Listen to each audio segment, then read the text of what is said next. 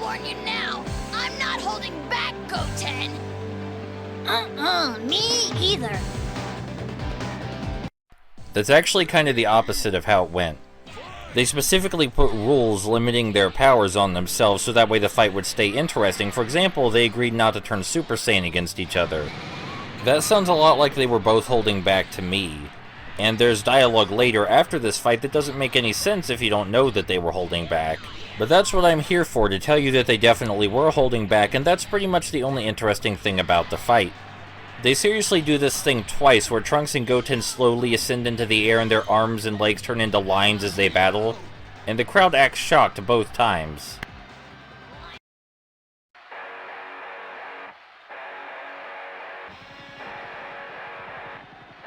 Hey, no fair, Trunks! You cheated! Don't get so upset. Tell you what, I'll let you have 3 of my toys. The lame ones. Really? You mean it? Okay then, you promised!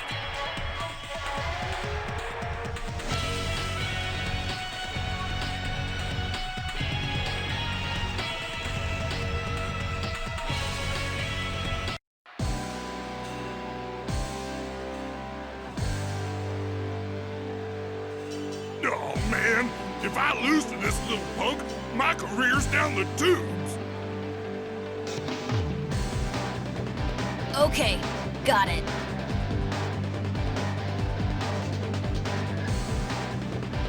All right now, come and get me.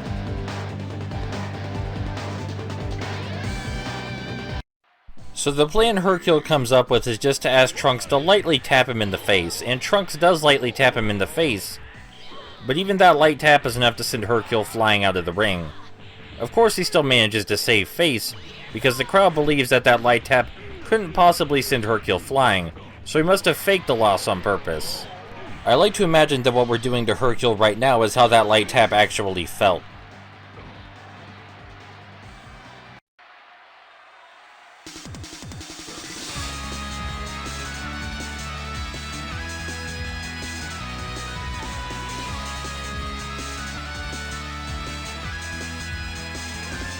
If you don't mind, I'd like you all to come with me, please.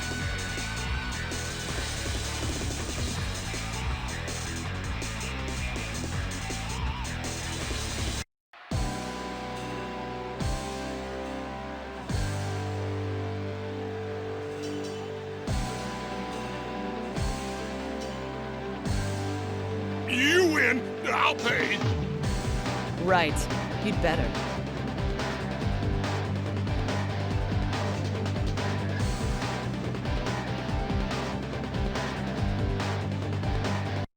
I guess the game really wants to pretend there was an actual fight here, but regardless, you'll at least get to see me cheese the artificial intelligence again using Hercule's rush attack. There isn't really a single enemy in the game this doesn't work on, unless of course they attack first, and then you're just kinda screwed.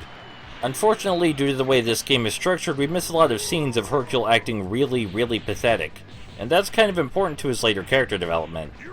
You know, when he almost saves the world.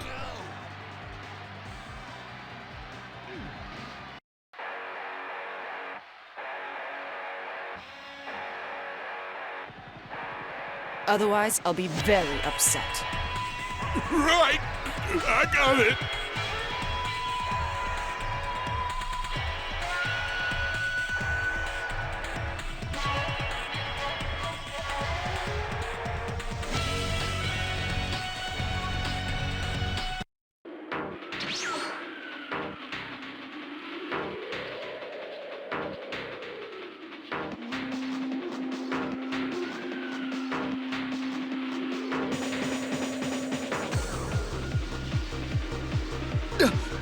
Dabura! Come on then, show me what you're made of. No! It's my turn to fight! Stop playing around. So Demon King Dabura is a really terrifying guy that apparently the Supreme Kai knows everything about, but we only see him in the Majin Buu saga.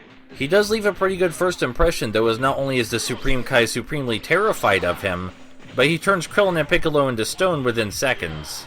And then he just kinda leaves. He only showed up to stir up enough shit to lure the Z-Fighters into Babidi's spaceship, and that was successful.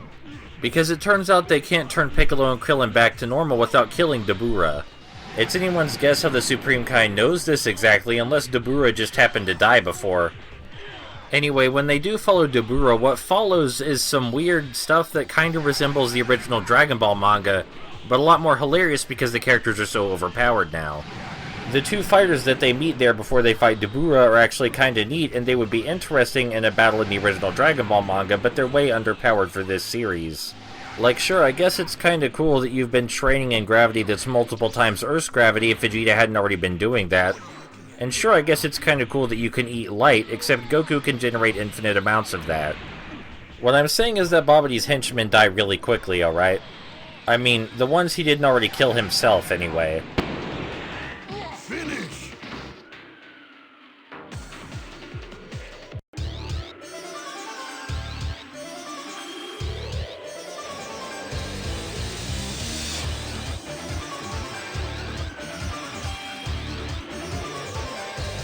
Hey, are you running away? Running away. No, I've found another warrior to pursue.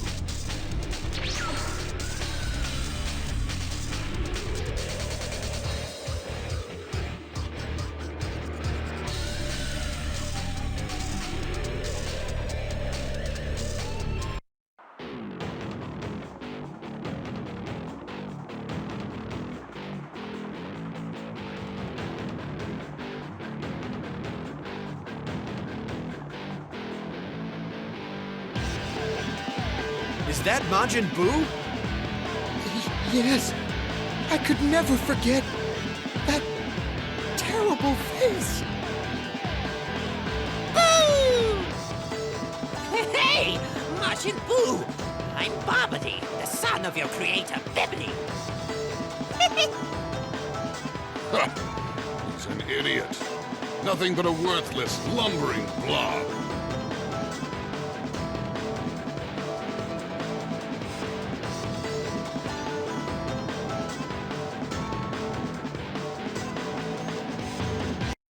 Man, things are going kinda fast. That was the only fight we even get against Dabura, and Buu's already awakened. There's hardly enough time to talk about all the trivia. I mean, Dabura wasn't the most important character, but there was still more to him than that. Speaking of which, Dabura tries to convince Babidi that Buu is uncontrollable, and he should probably be sealed away again. Of course, Babidi doesn't listen because Buu is many times more powerful than Dabura, and Babidi's after that sweet, sweet power. So then Buu turns Dabura into a cookie and eats him. One of the many times he does that. It's probably the attack that's most associated with him, come to think of it, in all his forms. So you might be wondering about that whole Vegeta fighting Goku because Babidi put a spell on Vegeta thing or whatever.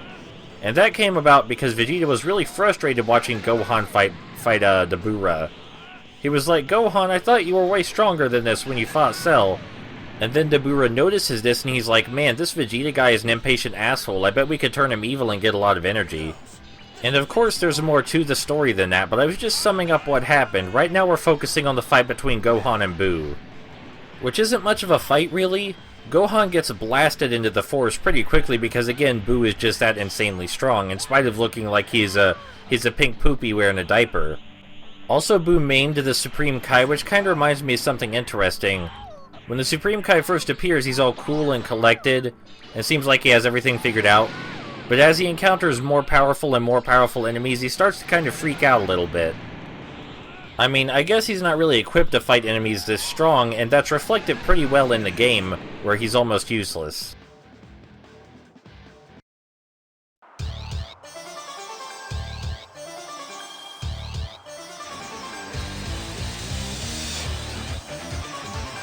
That's right, Majin Buu. Eat him up.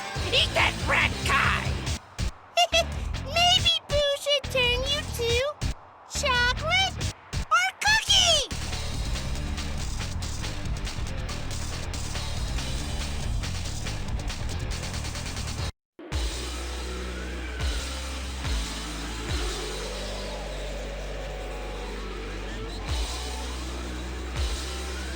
I allowed Babidi to awaken the evil in my heart, and it feels pretty good. Really, Vegeta? I understand that the Buu saga is really long, but you guys are skipping a whole lot of important dialogue, holy shit. Anyway, that was less of a really Vegeta, and more of a Vegeta, I don't believe you've awakened the evil in your heart at all. But no matter what way you slice it, yeah, Vegeta did allow Babidi to fuck with his body and make him stronger. I assume Babidi originally thought that he was gaining control of Vegeta, but Vegeta of course was too strong for that and was just like, sure Babidi, make me stronger. And then Vegeta's like, oh shit, I accidentally resurrected Majin Buu, and oh my god, Gohan might be dead, because I can't sense his energy anymore. Oh fuck, I better stop this. And this would be a lot more interesting and dramatic if this exact fucking thing hadn't already happened. And no, I don't mean this exact sequence of events, but I mean Vegeta being a selfish prick and fucking everything up and getting warriors stronger than him killed. Remember when that happened in the Cell Saga? And he had this dramatic speech at the end, where he was like, man, I'm such a fuck-up, and I'm not even a real warrior, and I'll never fight ever again. And that's when he started actually having empathy, and realizing that being a selfish little shit got him in trouble, and got the people he cared about in trouble. Well, I guess he forgot about that. Because he does the exact same fucking thing again right here, only it's a lot less subtle, and they beat you over the head with it. If you can't think of anything else to do with Vegeta, that's okay. You don't have to do anything else. People will forgive you.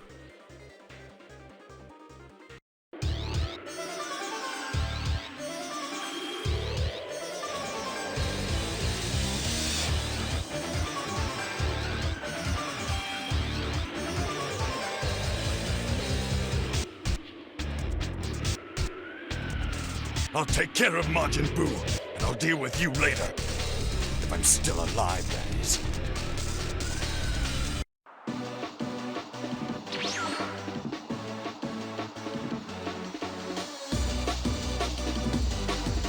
Vegeta! What have you done? I never ordered you to destroy my ship! This ugly blob is Majin Buu, the one who killed Gohan. Ugly? What do you mean, ugly?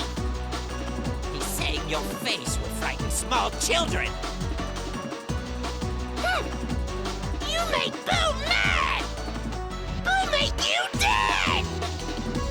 I'm not going to hell by myself. I'm taking you with me.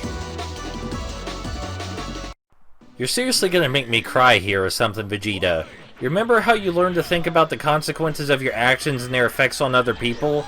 How is going to face Majin Buu by yourself when Goku actually offered to come with you not the most selfish, stupid thing you could possibly do? I don't care if it's because you want to repent for getting Gohan killed. This is such a painfully meaningless sacrifice, I can't even pretend to take it seriously. It's like the Buu saga is split off into an alternate reality with an alternate interpretation of Vegeta's character that never went through the Cell saga. And it's made worse by the fact that he doesn't contribute a goddamn thing the entire time. Oh yeah, also Gohan isn't actually dead, but I can't blame that one on Vegeta because Gohan's power level is gone, and usually that means someone is dead. What actually happened is that Gohan was transported to the Supreme Kai's world, so the Supreme Kai could train him to take out Buu. And then they unlock Gohan's hidden power, which is a lot less interesting than that time he unlocked his hidden power while fighting Cell, in a much more tense and dramatic situation. Oh man, I almost forgot. Trunks actually offers to help Vegeta too. He's like, hey Dad, if we fight Buu together we could actually win. And in spite of Vegeta kind of kicking Buu's ass and dealing notable damage to Buu, I mean he's not winning, but he's still putting up a good fight. He instead turns down Trunks' offer and is like, no, I have to do this myself.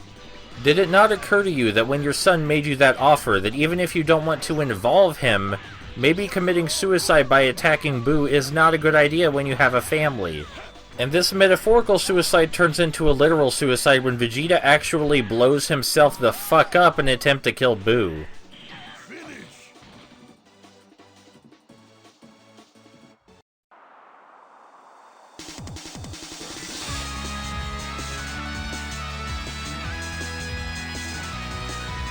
We only have 2 left. Too little to bet our hopes on.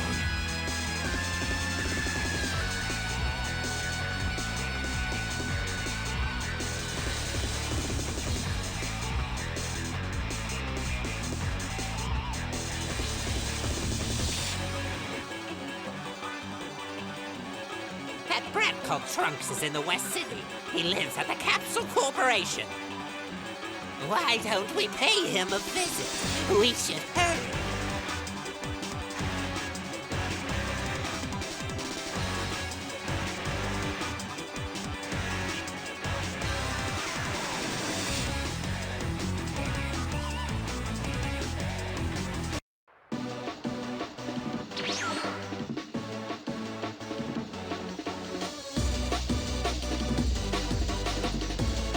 The ones you're looking for will be here soon! Stop this pointless destruction! If you want us to stop, tell those three to come right now! Otherwise, we'll destroy everyone on Earth! I see. Then I guess I'll have to try to slow you down a little. Good. Majin Buu, what are you doing? Go get him! I'm fine. What's with you? If you're that strong, why are you taking orders from Bobbity? Shut up! Don't talk like that! Do you want me to seal you back up in your bowl? If Boo sealed up, that man will hurt Bobbity. Boo hate him bad. Boo make him dead.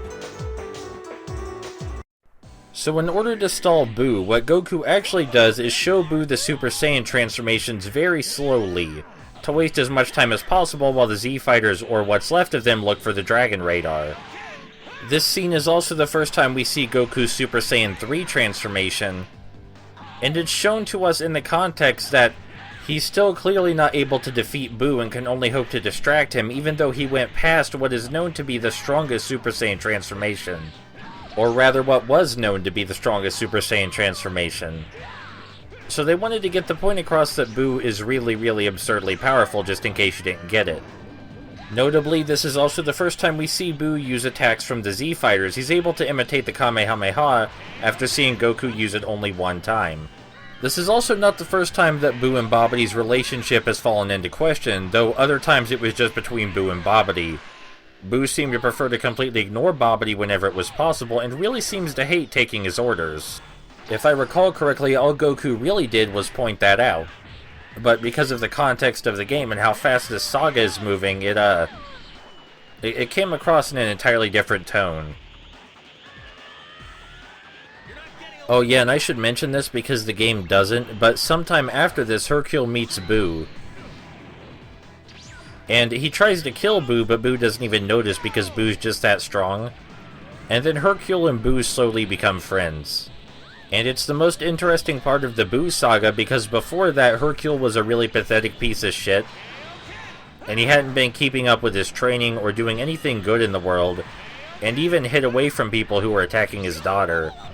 The most important part is that Hercule becomes friends with Boo through humility. Videl, Hercule's daughter, was always like, I really wish someone would beat up my dad, so my dad would learn humility and learn how to have empathy and stop being such a shit. And then Boo was the one to humiliate Hercule, and that's how their friendship started. And it kind of just grew from there. And that's the most interesting part of the saga, like I said, and it kind of gets, you know, glazed over by the video game.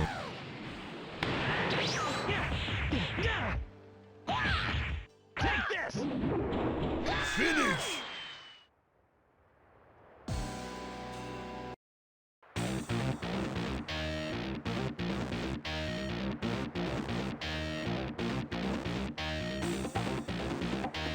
Fighting with you is fun! Let's do some more! I don't have time to stick around and play. Sorry, but I gotta go. Hey, he's getting away! Don't just sit there! Go after him, you lazy blob! Imbecile!